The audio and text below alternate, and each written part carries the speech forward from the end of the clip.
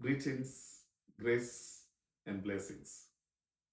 Welcome to another mini-sode of our Law Explained series. In our last conversation, we reflected on the Constitution's internal theory of interpretation. Today, we reflect on the question whether judges ought to have an independent judicial philosophy that is external to the Constitution. In our view, a judge is the neutral mouthpiece to the Constitution's values and ought not to have an external legal philosophy or judicial orientation. This is because the Constitution has established an internal mechanism for its own interpretation, and that interpretive matrix requires a purposive and harmonious interpretation, which means a judge's judicial philosophy must be one that recognizes the Constitution's core values and commitments, the need to deepen interagency courtesy and comity, the recognition for constitutional deference and avoidance, and the need to reflect the overarching moral vision in judicial interpretation and dispute resolution.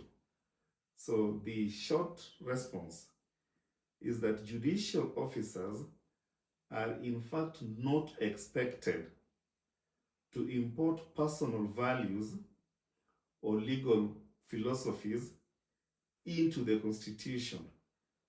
The interpretive framework is already moderated by the judiciary's institutional tradition of reasoned decision-making and the doctrine of stare decisis, which means decisions of superior courts bind the courts below, and although those decisions do not bind the courts of coordinate jurisdictions or even the court that made that decision itself, it is expected within the scheme of stare decisis that there would be serious reasons for departure from that interpretive matrix.